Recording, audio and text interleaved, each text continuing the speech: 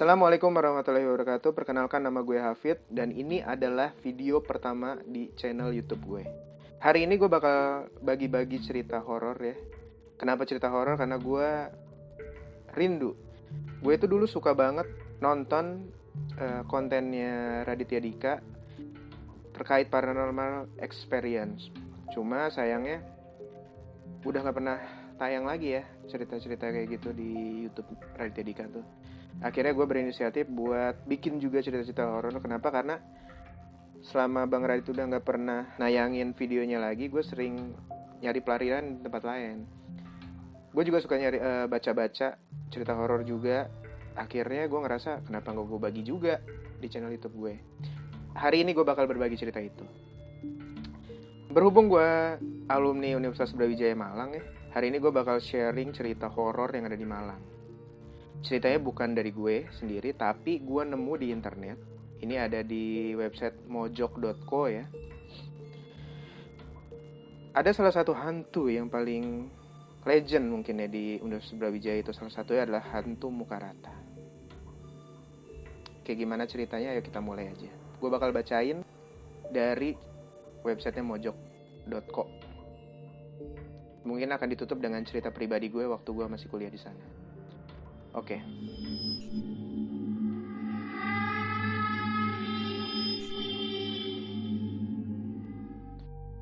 Kisah ini bisa dibilang yang paling tua dan paling terkenal.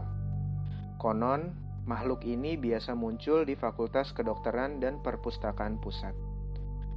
Banyak versi yang beredar, tapi berikut salah satu cerita dari teman saya berinisial N. Suatu malam setelah si N ini mengerjakan tugas di perpustakaan, karena jam 11 area sudah harus steril, maka ia pun memutuskan untuk pulang. Karena ia sendiri tak mau diusir oleh petugas. Akhirnya, ketika lampu sudah dimatikan, N pun berjalan kaki dari perpus pusat menuju kos. N masih maba itu mahasiswa baru ya. Sehingga ia belum berani membawa motor ke area kampus. Alhasil, ia jalan kaki dengan keadaan sekitar yang gelap gulita. Ia juga tak memesan ojek online, karena jarak dari perpustakaan ke kos cukup dekat dan ia bisa menghemat. Tetapi di saat itu juga ia merasa ada hal yang aneh. Di sekitar rektor memang banyak pohon-pohon tinggi, dan ia pun melihat ada sosok gadis berambut panjang yang cukup tinggi, bersandar di bawah pohon. Dari situ ia sudah berpikir yang tidak-tidak, namun dia juga berusaha untuk tidak teriak ataupun ketakutan. Akhirnya ia tetap melewati pohon itu dan bersikap bodoh amat. Ketika dia melewatinya, ada bau yang sungguh menyengat, mengganggu penciumannya. Dan tiba-tiba ia menginjak sesuatu yang amat basah. Bau menyengat ditambah ketakutan yang ia rasakan. Sekujur tubuhnya mulai kaku dan lemas.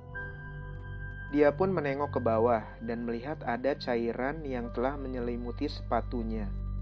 Ada dua campuran cairan, yaitu satu bening seperti air dan satunya gelap pekat seperti darah. Ia tahu jelas bahwa itu adalah kencing yang tercampur dengan darah haid seorang wanita.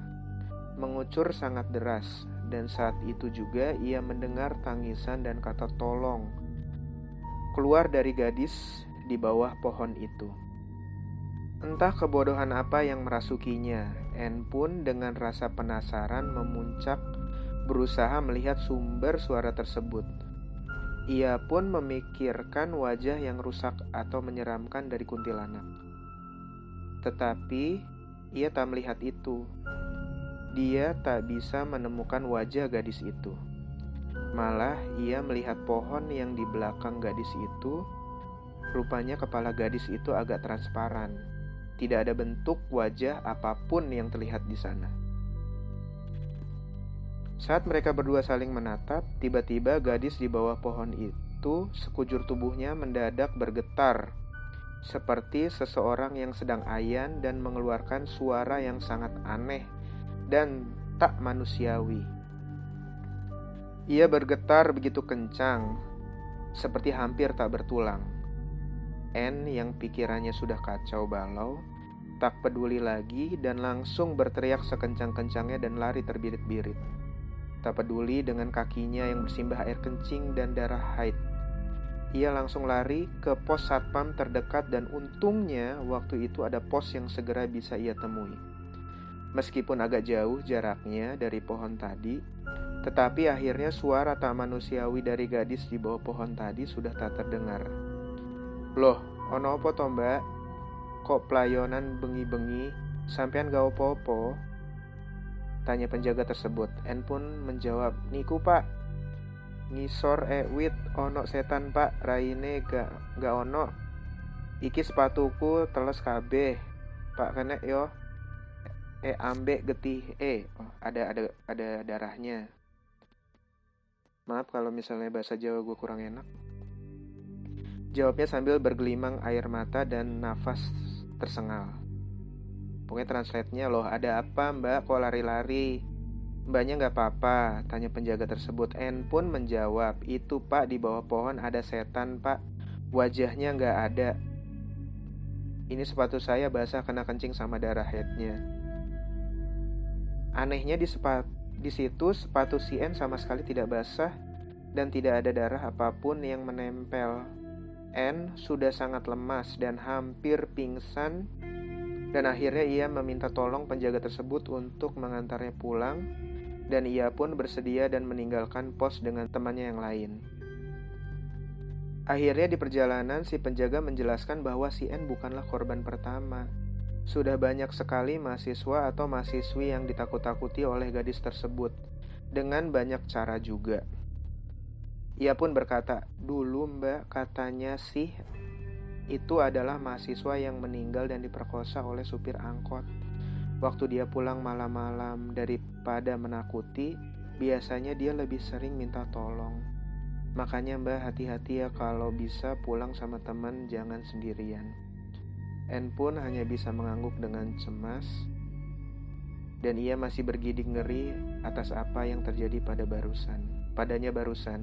Dan sejak saat itu ia tak berani lagi jalan sendirian, apalagi di malam hari sekitar perpustakaan. Jujur gue belum pernah ketemu hantu muka rata ini ya, tapi ini ngeri banget. Tapi emang sih ya teman-teman ya, kalau misalnya di Malang itu banyak banget cerita-cerita serem yang kayak gini-gini ya waktu gue masih kuliah. Cuma ada satu kejadian yang pernah gue alamin ya, ini karena dia lari ke pos ya, jadi gue jadi inget banget waktu karena gue yang ngalamin sendiri. Tapi Allahualam ya itu benar apa enggak. Soalnya kejadiannya itu udah habis maghrib kayak. Jadi waktu gue masih kuliah di Malang, waktu itu masih semester 1. Jadi kan ada mata kuliah matematika ekonomi. Nah, kebetulan waktu itu matematika ekonomi itu jamnya udah sore banget, jam terakhir, jam ke-5 kalau gak salah. Jadi pernah ada kejadian waktu itu kita ada kuis, dan kebetulan dosennya ngelepas gitu waktunya. Jadi kayak udah pokoknya selesain, kalian kumpulin pas sudah selesai, intinya kayak gitulah. Akhirnya waktu itu kita maksimalin waktu dong kan. Sampai pas waktu itu sebenarnya udah selesai, cuma karena saling ngecek ini udah bener nggak kayak gitu, akhirnya jam ke-5 tuh sampai lewat. Misalnya jam 5 itu sampai jam 6 apa jam 7 tuh. Terus sampai akhirnya ada satpam naik, terus ke ruang kelas ngingetin udah waktunya pulang lah, intinya udah selesai, jam kuliah udah selesai. Kita disuruh pulang. Akhirnya gue nunggu di luar.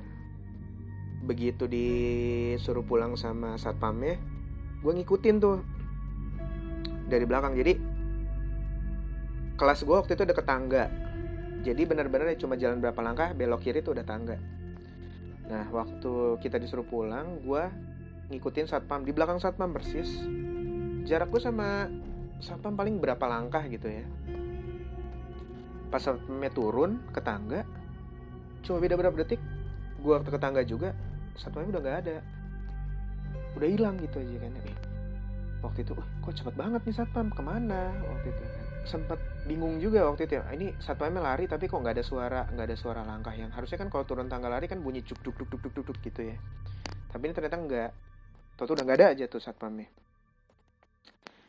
Udah aja gitu ya. Gue nggak ngebahas nggak apa sampai suatu hari gue ngobrol sama senior. Jadi kan gue dulu sempat magang kan di kemahasiswaan tuh indikator tuh kayak pers gitulah. Terus gue ngobrol sama kakak-kakaknya. Bukan gitu. Temen gue satunya tuh cerita ke gue karena dia ngobrol sama senior. Nah ternyata gini, gue nggak pernah cerita siapa-siapa kejadian ini ya sebelumnya. Ceritanya gini, katanya di FEB itu satpamnya ada dua. Satu dari kalangan manusia, satu dari kalangan gaib katanya. Kaget gue, hah? Maksudnya gaib gimana? Jahat enggak? Kata gue gitu kan. Gue langsung larinya ke jahat apa enggaknya. Katanya tapi enggak jahat. Nah, enggak jahatnya emang kenapa? Kok bisa nggak bilang enggak jahat? Karena dia cuma ngiderin kampus waktu itu katanya. Ngiderin kampus sama nyuruh pulang anak-anak yang kemalaman. Ya Allah walam ya, itu nggak tahu benar apa enggak, tapi mungkin teman-teman ada yang pernah ngalamin kejadian yang sama atau yang sekarang masih kuliah di Universitas Brawijaya Malang, di FEB khususnya ngalamin hal yang sama juga, gue nggak tahu, tapi itu yang gue alamin waktu itu.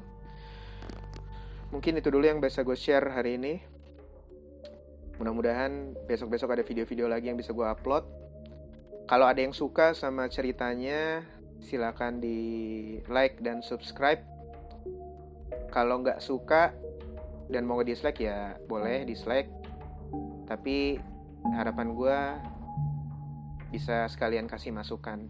Karena ini yang pertama biasanya orang nggak ada yang langsung bagus. Gue dulu denger kata-katanya Panji itu bilang gini. Pokoknya mulai aja dulu. Nah makanya sekarang gue mutusin buat mulai aja dulu. Siapa tahu keterusan. Oke, terima kasih. Cukup dari gue hari ini. Assalamualaikum warahmatullahi wabarakatuh.